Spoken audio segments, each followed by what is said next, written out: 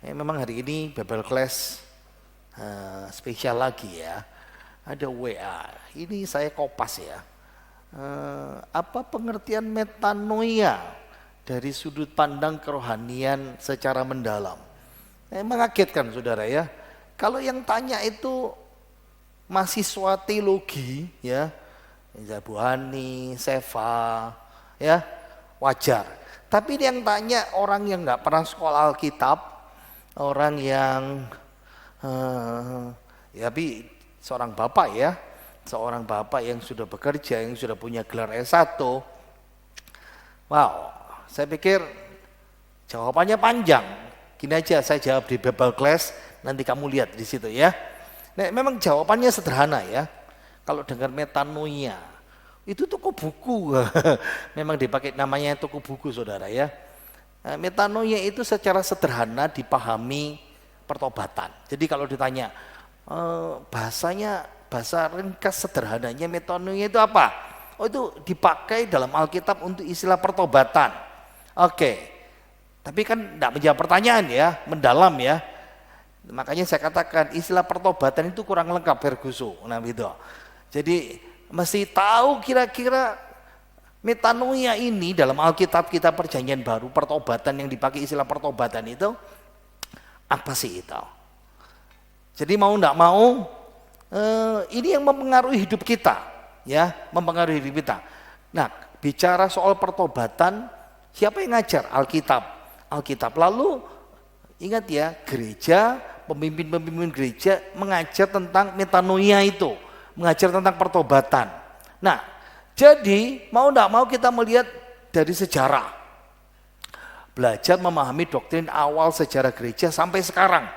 Berarti dari abad ke pertama sampai sekarang.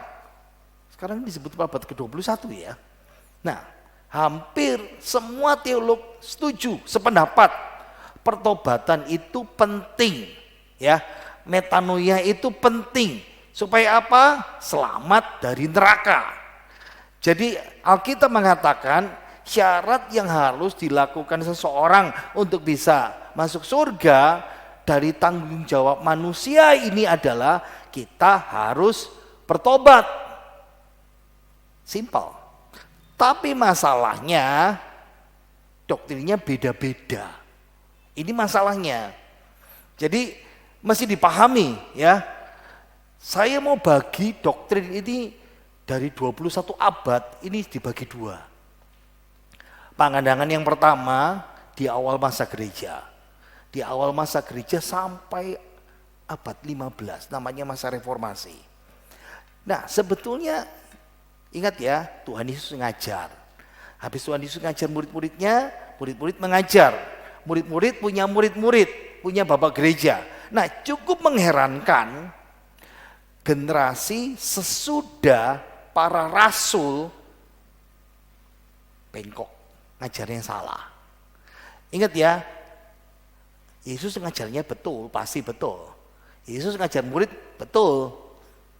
Tapi murid ngajar muridnya masih betul, tapi sesudah itu mulai menyimpang. Kenapa? Di sini. Jadi murid punya murid itu namanya bapak-bapak gereja, era sesudah para rasul sampai masa reformasi. Kenapa ada namanya reformasi? Kenapa? Ini masalahnya tidak melihat, bahkan tidak melihat adanya anugerah. Ingat ya, saya balik lagi di sini mundur. Tanggung jawab manusia adalah dia mesti bertobat. Kenapa bertobat? Karena menyatakan imannya kepada Yesus. Iman yang apa? Yesus sudah mati buat kita. Nah, ini yang masalah besar di sini. Pengajar-pengajar pada waktu itu, bapak-bapak gereja, sedikit sekali bahkan tidak menekankan adanya anugerah itu. Misalnya, ya pengajarannya seperti ini. Jadi keselamatan didapat kalau kita dapat pengampunan ilahi, diampuni dosa kita. Kenapa? Karena kita bertobat, ada perubahan di hadapan Allah. Betul. Tapi mereka tidak menekankan, ingat, Kita dapat pengampunan karena Yesus sudah mengampuni. Karena Yesus sudah memberikan anugerah itu. Ini yang tidak ditekankan oleh bapak-bapak gereja. Jadi dari abad kedua sampai abad ke-15. Jadi kepinginnya jadi martir. Jadi kalau level tertinggi itu, kalau kamu mati jadi martir, itu sederajat dengan salib Yesus itu. Jadi tidak bisa mengerti bahwa keseluruhan keselamatan itu berpusat pada siapa? Pribadi Yesus. Kalau Yesus nggak mati buat kita, mau kita bertobat pun nggak bisa selamat. Jadi mereka gagal melihat arti salib Kristus. Jadi kesalahannya di sini ya. Pengajaran tentang anugerah, ingat ya, Allah memberikan anugerah keselamatan secara cuma-cuma. Itu tidak ditekankan. Intinya menekankan apa? Pertobatan. Tapi mengabaikan tentang anugerah. Pelan-pelan saya mulai ngajar seperti ini. Jadi ini yang diajar. Kalau kamu bertobat, ini dari abad kedua sampai abad ke-15. Kalau kamu bertobat, tak kasih contoh, Pak Ando misalnya ya. Jadi misalnya gini, dari orang berdosa, misalnya penjahat, pemabuk, lalu kamu bertobat, berarti kamu diampuni dosamu. Dosa yang mana? Dosa sebelum bertobat. Jadi ada namanya pengampunan awal. Apa itu? Dosa sebelum, ingat ya, kan percaya Yesus, bertobat lalu dibaptis. Nah, kan idenya kan di situ. Tapi yang diampuni apa? Dosa yang sebelumnya saja. Jadi ajarannya ini, saat orang bertobat lalu dibaptis, keselamatannya dimulai.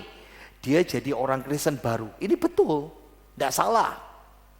Semua dosa masa lalu yang sudah dilakukan sebelum bertobat dihapus. Betul. Nah, tapi kita juga ingat ya, habis percaya Yesus, bertobat, dibaptis, sudah jadi manusia baru kan? Tapi ingat, sesudah percaya dan dibaptis, kita kan nggak mungkin 100% suci, nggak bisa suci semuanya, pasti nggak suci, nggak bebas berbuat dosa, nggak terus-terusan suci. Kenapa? Hidup kita masih panjang. Karena kelemahan. Ini juga betul. Contoh ya, saya lahir tahun 70. Saya dibaptis umur 16. Saya dibaptis umur 14 ya, 14, sorry. Nah, dari umur 0 sampai umur 14, saya dosanya dihapus. Dari umur 14 saya percaya Yesus, dibaptis, saya kan terus berbuat dosa. Ini kelemahan. Jadi, fakta dari Alkitab ini masih betul. Setelah bertobat, dibaptis, pasti orang Kristen melakukan dosa. Dan itu dicatat dalam 1 Yohanes 1 ayat 8 dan ayat 10. Kita baca 2, 3. Jika kita berkata bahwa kita tidak berdosa, maka kita menipu diri kita sendiri dan kebenaran tidak ada di dalam kita. Ayat 10. Jika kita berkata bahwa kita tidak ada berbuat dosa, maka kita membuat dia menjadi pendusta dan firman-Nya tidak ada di dalam kita. Jadi, saya balik lagi di sini. Sesudah orang itu percaya, bertobat, dibaptis, dosanya sudah dihapus. Tapi masalahnya bagaimana dengan dosa sesudahnya? Jadi akhirnya gereja harus kasih solusi. Gimana ngajari jemaat? Jadi doktrin gereja, nah ini sekarang mulai ngajar, di sini salahnya. Mengembangkan bagaimana suatu dosa sesudah bertobat dibaptis kan melakukan dosa, tidak suci. Nah gimana bisa ditebus? Lalu mengajar namanya pengampunan dosa sesudah orang itu dibaptis. Nah ini masalahnya. Kenapa? Ini salahnya. Ajarannya adalah dulu ya, bukan ajaran kita. Dulu abad kedua sampai 15. Karena dosa sebelum dibaptis yang diampuni, makanya orang Kristen habis itu kan mesti berdosa. Nah berarti kalau belum diampuni, waduh, bisa masuk neraka karena diajari begitu. Makanya pada waktu itu pertumbuhannya berat. Orang Kristen yang punya hidup yang kurang baik memilih, wah kamu dibaptis dulu, aku percaya nanti aja kalau deket-deket tua dibaptis aman. Serius. Itu yang masalahnya di situ, diajar di situ. Jadi sekarang pemimpin-pemimpin bapak-bapak gereja pada waktu itu berdebat. Wah ini ada dosa besar, dosa kecil. Ingat ya, sampai ada satu tulisan didake itu pengajaran. Ayat 16. Karena sepanjang waktu dari imanmu tidak akan menguntungkanmu jika kamu tidak lengkap di waktu yang terakhir. Nah akhirnya timbul doktrin selamat itu ditentukan masuk surga itu titik akhir. Nah, ajaran ini bertahan di beberapa gereja Pantekosta. Nah mungkin saudara dulu penganutnya ya, termasuk saya dulu sebelum bertobat. Jadi titik akhir itu yang menentukan. Nah ingat ya, ini bukan ajaran baru, ini ajaran lama. Hermas, siapa dia? Pemimpin gereja. Ya, dosa fana bisa diampuni. Nah misal gini, saya sudah dibaptis, lalu saya melakukan dosa besar. Dia bilang, oke, hanya bisa diampuni 1 kali. Makanya orang kan pilih, waduh kalau gitu nek dia tahu aku kepleset kayak gitu, berdosa. Nanti dosa kedua, ketiga masuk neraka. Ambrose sekarang dia mengajar. Oh enggak, kalau dosa-dosa kecil, dosa-dosa receh, dosa sehari-hari, gak apa-apa bertobat bisa. Tapi kalau dosa fana, dosa besar, cuman 1 kali. Dia ikut Hermas. Nah itu yang selama berabad-abad ada dalam hidup orang Kristen. Lalu pandangan umum yang dipakai, saudara bisa lihat banyak buku yang dikutip itu. Seorang bisa bertobat. Maksudnya gini, jadi Kristen, bertobat, dibaptis, habis itu kan berbuat dosa. Lalu enggak sekali, itu bisalah beberapa kali. Jadi mulai berkembang. Nah tapi tidak ditentukan berapa kalinya. Nanti orang-orang di gereja itu,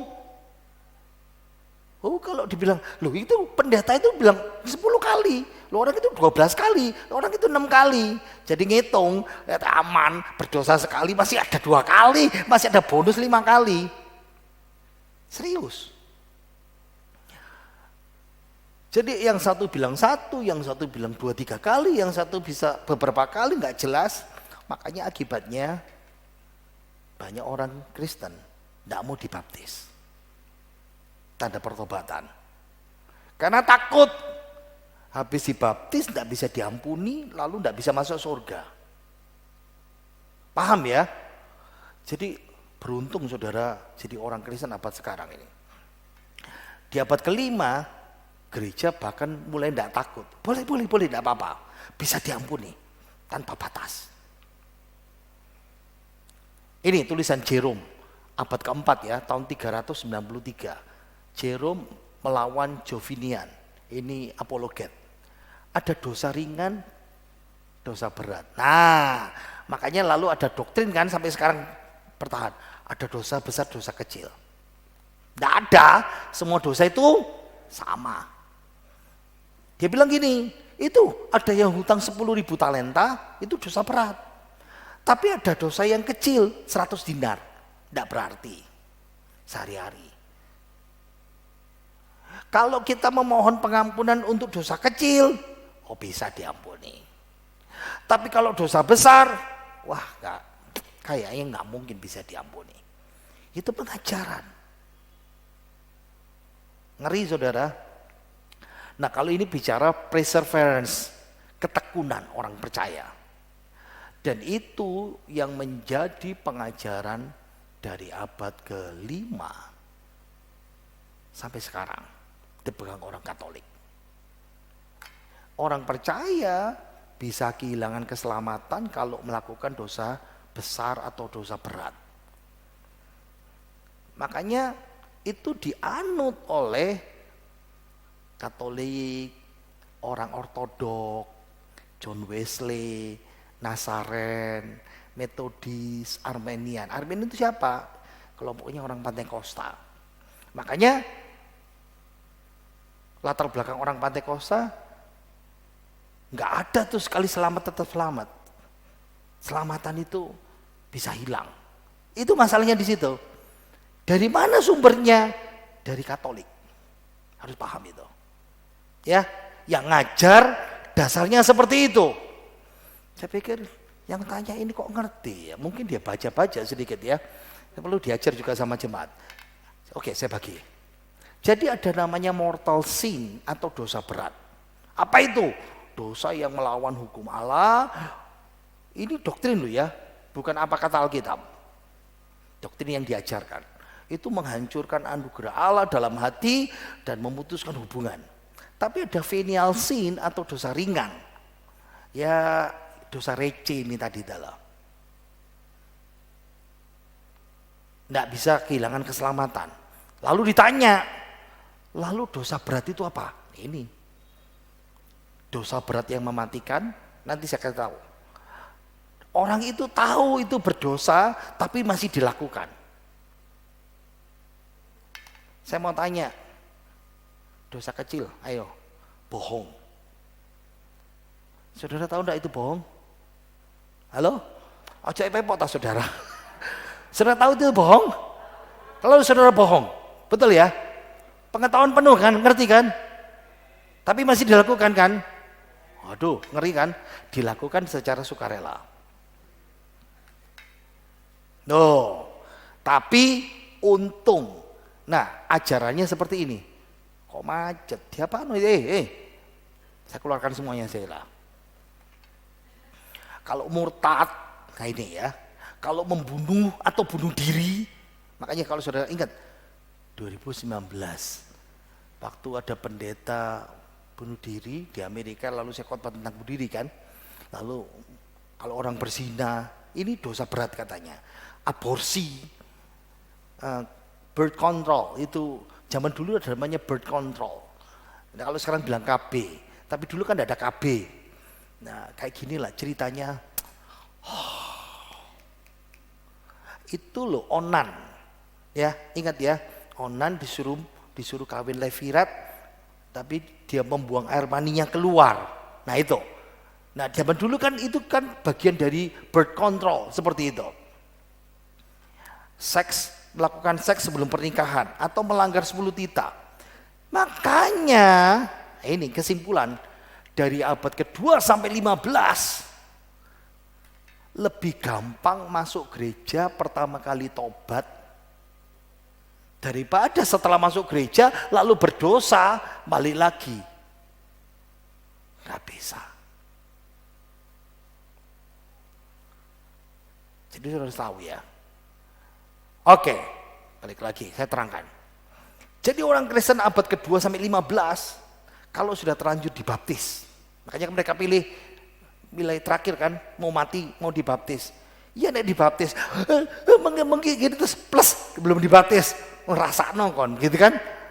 Nah kalau sudah dibaptis, lalu melakukan dosa berat, apa solusinya? Akhirnya gereja ngajar, supaya lolos dari neraka, kamu harus tahu itu dosa, oke? Lalu mengakui dosa, nah pengakuan dosanya di pendeta. Makanya kalau saudara lihat ya, di gereja-gereja Ortodok dan Katolik itu selalu ada ruangan-ruangan. Itu, Mas Daniel berdosa, saya ngenteni di sini. Saya kan pastornya kan. Datang masuk, pastornya sudah siap. Pastor, saya berdosa. Ya itu. Ngerti ya? Melakukan pengakuan dosa seperti itu. Nah, habis itu ini masalahnya. Harus melakukan tindakan menebus dosa. Ya tergantung pendetanya ngomong. Harus ini, harus itu, harus ini. Tidak boleh ke gereja 2 bulan. Tidak boleh ikut perjamuan suci. Tidak boleh ini, tidak boleh itu. Itu. Nah, kenapa melakukan tindakan penebusan? Saya mulai dari sini. Karena mereka, ingat ya, Alkitab Perjanjian Baru ditulis dalam bahasa Yunani. Namanya metanoia. Apa arti metanoia? Sebentar saya terangkan. Tapi abad kedua bahasa Yunani nggak bisa dipakai lagi. Kayak ginilah. Saya mau cerita sejarah dunia mesti ngerti ceritanya. Sebentar. Yunani itu mengalahkan dunia. Abad kedua sebelum Yesus.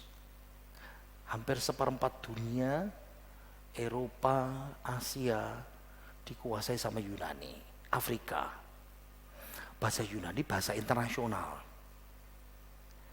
Tapi Yunani dikalahkan oleh Romawi. Akibatnya Romawi menggantikan Yunani sebagai penguasa penjajah di seluruh dunia. Tapi bahasa Romawi hanya cuman bertahan di Romawi bagian sebentar. Kalau gini, ini barat apa timur ya? Ini timur ya? Oke, sebelah timur. Saya paling susah timur, barat, selatan, utara, selatan itu. Bahasa Romawi bertahan di sebelah barat. Nah, Israel kan sebelah timur. Israel masih pakai bahasa Yunani. Makanya saudara lihat ya, Yesus ketika disalib, Alkitab bahasanya Yunani. Cerita Yesus ya. Tapi waktu disalib pakai bahasa Indri, pakai bahasa Latin. Kenapa? Romawi penjajahnya. Nah, abad kedua bahasa Yunani tidak dipakai lagi. Hanya pakai bahasa Latin. Bahasanya orang Romawi. Roma di sana. Nah, akibatnya Alkitab kan tidak bisa dibaca orang. Tidak ngerti bahasa generasi baru, tidak bisa bahasa Yunani. Akhirnya diterjemahkan bahasa Latin. Nah, metanoia ini diterjemahkan ke dalam bahasa Latin apa? Di sini. Ini masalahnya di sini. Poenitenitam agite dan poenitentia. Apa itu? Melakukan tindakan penebusan dosa dan tindakan penebusan dosa. Nah, jadi kenapa doktrin pertobatan itu menyimpang berabad-abad? Karena salah terjemahan. Dan metonia yang diterjemahkan poenitenitam agite, tindakan harus melakukan ini. Itu menyiksa batin orang Kristen pada waktu itu. Sampai apa? Sampai mati. Kenapa? Ini masalahnya. Gak yakin. Saya ngaku sama pendeta, apakah sudah benar semuanya? Kalau salah, masuk neraka. Caranya betul apa enggak? Bahasanya betul enggak? Kalau salah, masuk neraka. Repot saudara ya. Gak yakin dosa saya, dosanya Pak Ando, dosanya Pak Daniel, gede yang mana? Kalau merasa bahwa, kata pendeta itu dosanya lebih besar, lego ya. Kalau ini dosanya lebih kecil atau lebih besar saya, aduh kepikiran. Masih batin. Sekarang apakah hukuman dari pendeta, apa hukuman dari gereja itu cukup keras? Bisa menebus. Apakah metanoia saya, pertobatan saya bisa masuk surga? Makanya itu menyiksa orang Kristen. Batinnya sampai mati. Lalu mulai ada penyimpangan lebih berat lagi. Gereja Katolik keluarkan surat indulgensia. Surat penghapusan dosa. Dalam sejarah beberapa contoh, Paus. Ada orang bos gede, pengusaha gede, nyumbang gereja, bangun, ngasih uang, dikasih surat indulgensia. Itu perbuatan baik. Itu yang membuat gereja kacau. Nah, saya mulai abad ke-15 sampai sekarang. Pandangan sesudah reformasi. Jadi, apa itu reformator? Reformasi. Gereja bereformasi, memperbaiki ajaran yang salah itu mesti dibetulin. Martin Luther menancapkan dalilnya itu semuanya. Kenapa? Gereja reformasi bersifat kritis. Gereja Katolik, Paus, semuanya sudah menyimpang ajarannya. Tidak pegang firman Tuhan, tradisi-tradisi dan semua yang menentukan gereja. Bahkan ada beberapa kasus. Kalau engkau punya duit, kamu berbuat dosa, beli surat indulgensia itu, surat pengampunan dosa itu. Memang nggak semua, ada beberapa kasus seperti itu. Dan itulah sebabnya gereja mulai pecah pada waktu itu. Makanya sekarang mulai ada Katolik dan Protestan. Kenapa disebut Protestan? Karena kita protes dulu. Bisa paham? Ini semuanya diem, ini ngerti apa enggak itu? Ngerti, paham ya? Saya anggap ngerti itu. Saya anggap ngerti saudara. Kenapa? Nah ini mulailah berpisah dari Katolik. Protestan ada cabangnya, Pantekosta, Nasaren, Reform, macam-macam ya. Sesudah reformasi gereja ngajar. Harus tahu tindakan penebusan dosa poenite nitam agite tidak diperlukan. Saya jadi emosi saudara. Untuk pengampunan sesudah baptisan. Kenapa? Yesus sudah mati satu kali untuk selama-lamanya. Itu. Sekali ditebus Yesus, itu sudah menebus dosa masa lalu, dosa sekarang, dan dosa yang akan datang. Kita baca 1 Yohanes 1 ayat 9, 2, 3. Jika kita mengaku dosa kita, maka ia adalah setia dan adil, sehingga ia akan mengampuni segala dosa kita dan menyucikan kita dari segala kejahatan. Nah ini kuncinya. Pertobatan itu membawa pengampunan atas segala dosa. Pertanyaannya, dosa dulu, sekarang, dan akan datang? Ya. Ya. Betul. Ibrani 10 ayat yang ke-12. Baca, 2, 3. Tetapi ia setelah mempersembahkan hanya satu korban saja karena dosa, ia duduk untuk selama-lamanya di sebelah kanan Allah. Ia siapa? Yesus. Pahami, ini surat Ibrani. Kalau surat Ibrani berarti ditujukan kepada orang Ibrani, orang Yahudi yang ngerti adat istiadat perjanjian lama. Ingat ya, surat Ibrani ini sengaja untuk mengontraskan. Nah, ayat itu bicara gini, kamu kalau melakukan korban perjanjian lama yang diajar, itu beda dengan pengorbanan Yesus. Itu perjanjian baru. Kenapa? Ini yang pertama. Tiap kali kamu berdosa, kamu harus beri korban. Pergi ke bait Allah, bawa domba, imam, aku berdosa. Aku dosa apa? Aku dosa menipu orang. Oke, mesti bawa korban. Besok berdosa lagi, kasih lagi. Besok berdosa lagi, kasih lagi.